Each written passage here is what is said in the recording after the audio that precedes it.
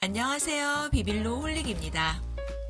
오늘은 메타버스 시대에 주도권을 두고 삼성과 소니의 전쟁이 다시 시작되었다는 기사가 있어 읽어보았습니다.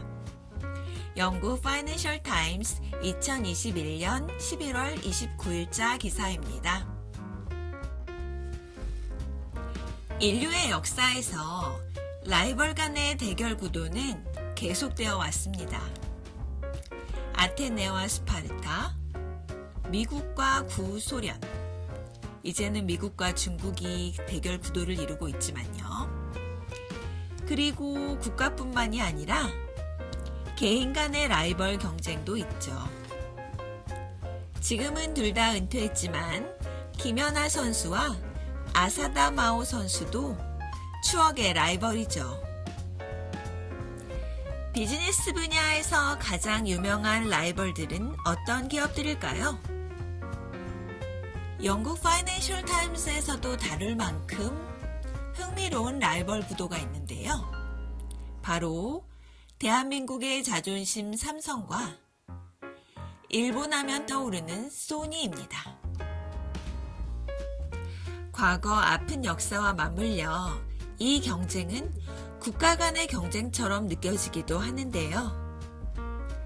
삼성과 소니의 경쟁의 역사는 길고도 복잡합니다. 기술 발전의 역사이기도 하고요. 그런데 메타버스 시대가 도래하면서 이 숙명의 라이벌들의 전쟁이 다시 시작된다고 합니다. 필자의 말에 따르면 삼성은 1990년대 초반만 해도 생산 제품이 단순했다고 합니다. 그러나 10년이라는 시간 동안 혁신에 혁신을 거듭해서 전 세계를 통틀어 독보적인 소비자 전자제품 회사로 거듭났죠. 2005년 삼성의 브랜드 가치는 소니를 넘어섰습니다. 이와 같은 삼성의 승리는 삼성과 소니의 대결 구도에 엄청난 지각 변동을 의미했다고 합니다. 삼성과 소니가 TV 패널 조인트 벤처를 설립했을 때 소니가 삼성을 따라갈 수 없었대요. 이것은 소니의 고위급 임원이 사석에서 고백한 사실이라고 합니다. 소니에게 있어서는 굴욕적인 순간이었죠. 이 굴욕적인 순간은 이제 더 이상 경쟁이 무의미해지는 순간이기도 했습니다. 왜냐하면 삼성과 소니는 그때 거대한 변화의 급류 속에 표류하고 있었거든요. 4차 산업혁명이라고도 할 수 있는 이 거대한 변화 속에서 삼성은 컨텐츠와 소프트웨어 사업에 도전하게 됩니다. 그런데 실패를 하게 되죠. 대표적인 예가 음악 스트리밍 앱 밀크예요. 애플 뮤직의 대항마로서 2014년에 출시했다는데요. 저도 금시초문인 걸 보면 성공하지 못한 건 사실인가 봐요. 실패의 쓴잔을 마신 삼성은 소프트웨어 분야보다는 하드웨어 분야에 집중해야겠다고 결심합니다. 몇 세대에 걸쳐 혁신하고 성공해온 소비자 전자제품들을 더 잘 만들어 보자고 다짐한 건데요. 쉽게 말하면 잘하는 거 더 잘해보자 이거죠. 한편 소니는 인수합병하는 회사마다 망하게 만들면서 몇 년의 암흑기를 보냅니다. 그러다가 바로 지금이야말로 소니의 공동 창업자 아키오 모리타가 제시했던 비전인 Convergence and Control, 즉 통합과 통제를 실현시키기에 적절한 때라고 판단하고 소프트웨어 분야에 집중해오고 있습니다. 최근 몇 달 동안 삼성과 소니의 행보의 차이는 더더욱 극명해졌는데요. 우선 우리의 삼성이 뭘 했는지 살펴볼까요? 지난 11월 발표에 따르면 삼성은 미국 텍사스주 테일러시에 최첨단 반도체 공장, 영어로 파운드리라고 하죠. 반도체 공장을 짓기로 했습니다. 삼성이 미국에 투자한 것 중 최대 규모라고 하는데요.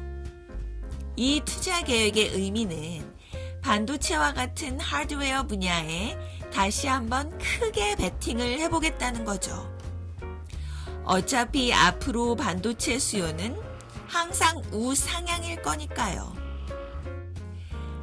삼성 투자 계획의 규모는 2,060억 달러라고 하는데요. 테일러시에 투자하는 금액은 그것의 일부라고 합니다. 나머지는 어디에 투자할지 아직은 구체적으로 알려진 게 없다고 해요. 애널리스트들의 예상에 따르면 이재용 회장님이 감옥에서 지내시는 동안 M&A, 즉 인수합병의 필요가 누적되고 있었는데요. 아마도 비메모리 칩 회사를 인수할 것 같다고 합니다. 주식 투자하시는 분들에게 조금 팁이 될 것 같네요. 그리고 하드웨어 쪽에 추가로 투자할 것 같다고 합니다. 반면에 소니는 2018년부터 세계가 놀랄 만큼 기업 쇼핑에 집중하고 있는데요. 무려 40개의 기업을 인수하거나 파트너십을 맺거나 지분을 사들였다고 합니다.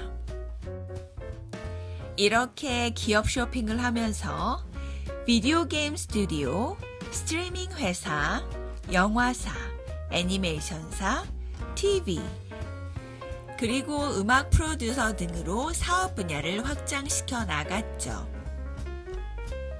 하드웨어 분야에서는 특수 센서까지 확장했다고 합니다. 게다가 몇 주 전 소니는 인도에서 가장 큰 엔터테인먼트 상장사인 Z와 합병을 했습니다. 소니의 확장세도 만만치 않네요.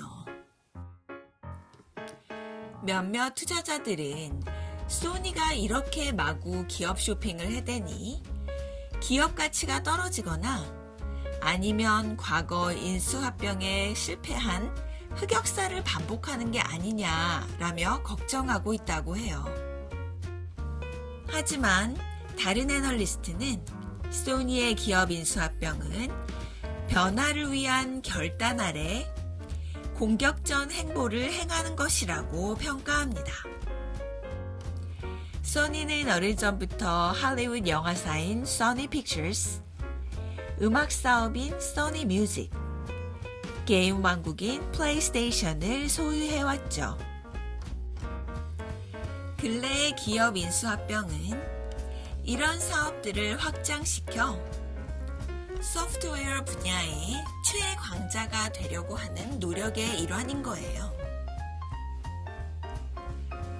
겉으로 보기엔 삼성과 소니가 완전히 반대 방향의 행보를 보이는 것처럼 보이는데요. 하지만 공통점이 하나 있습니다. 그 공통점은 메타버스 시대의 리더가 될 기업이라는 거죠. 현재 투자자들은 삼성과 소니 중에 누가 메타버스 시대의 주도권을 잡을지 예측하느라 바쁘다고 합니다. 필자의 말에 따르면 현재로서는 삼성과 소니 둘 다 메타버스 시대의 승자라고 합니다. 아직은 메타버스가 그 구체적인 실체를 만들어가는 과정인데요. 이런 상황에서 하드웨어와 소프트웨어는 둘 다 뗄래야 뗄 수 없는 실과 바늘 같은 관계이기 때문이죠. 메타버스가 발전하면 할수록 메모리 칩, 디스플레이, 센서와 같은 하드웨어들에 대한 수요가 증가할 거고요. 그러면 삼성이 승승장구할 수밖에 없겠죠? 한편 소프트웨어 중 사람들의 생활에 가장 쉽게 파고드는 음악, 영화 같은 엔터테인먼트 분야가 소니에 의해 통합되어 메타버스를 구성하게 된다면 소니는 사람들의 생활을 지배하는 파워를 갖게 되는 거고요. 소니와 삼성의 새로운 경쟁 구도. 메타버스가 활성화된다면 서로에게 윈윈 시츄에이션이 될 수도 있을 것 같습니다. 하지만 메타버스가 한낱 허상에 지나지 않는다면 이 경쟁은 제로섬 게임으로 끝날 수도 있다고 하네요. 국민의 한 사람으로서 삼성을 응원합니다.